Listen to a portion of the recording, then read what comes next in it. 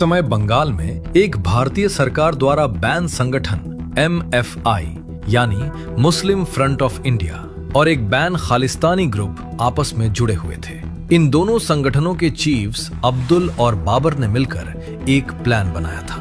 पहला, इस प्रोटेस्ट में घुसकर इसे उग्र बनाया जाए और मोदी जी के खिलाफ एक बड़ा मूवमेंट खड़ा किया जाए। दूसरा, जैसे ही वो मूवमेंट खड़ा हो, पीएम आवास के आसपास एक साथ 3 जगहों पर कोऑर्डिनेटेड ब्लास्ट किए जाएं। इतने पावरफुल कि सिक्योरिटी कॉर्डन तबाह हो जाए, पूरी दिल्ली की पावर ग्रिड फेलियर हो जाए, संसद भवन के बाहर खड़े सुरक्षाकर्मी अफरा तफरी में फंस जाएं, इंडिया गेट पर लगे सारे सीसीटीवी कैमरों एक साथ जाम हो जाए और उसी केओस में एक साथ सभी बड़े टीवी चैनल्स के ब्रॉडकास्ट टावर्स को हैक करके पूरे देश में ये झूठी खबर फैलाई जाए कि मोदी सरकार गिर गई है, जिससे देश भर में दंगे भड़क जाए, स्टॉक मार्केट क्रैश हो जाए और भारत की अंतर्राष्ट्रीय छवि एक ही रात में तबाह हो जाए।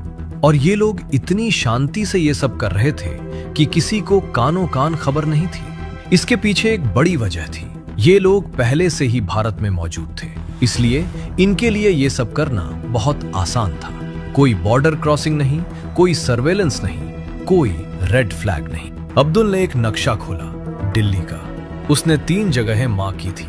पहला ब्लास्ट यहाँ इंडिया गेट के पास, जहां सबसे ज्यादा मीडिया होगी और पूरी दुनिया लाइव देखेगी। बाबर ने सिर हिलाया। दूसरा ब्लास्ट यहाँ संसद भवन के बाहर, जिससे सिक्योरिटी कॉर्डन तबाह हो जाए और अफरा तफरी में कोई ये समझ ही ना पाए कि असली टारगेट कहां है। और तीसरा, बाबर ने पूछा। अब्दुल ने नक्शे पर एक और जगह उंगली रखी। तीसरा, पीएम आवास के बिल्कुल पास। जैसे ही दोनों ब्लास्ट हों और सिक्योरिटी इधर उधर हो जाए, उसी वक्त दिल्ली की पूरी पावर ग्रिड फेलियर का प्लान एक्टिवेट होगा। अंधेरे में, अफरा तफरी में, काम तमाम। बाबर ने एक और सवाल किया, और अगर इसके बाद भी कुछ रह गया तो? अब्दुल मुस्कुराया।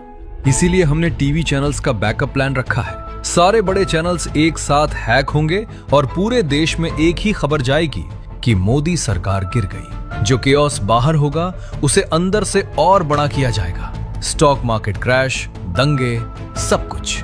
दोनों ने एक दूसरे की तरफ देखा। 20 जुलाई, बस इंतजार करो।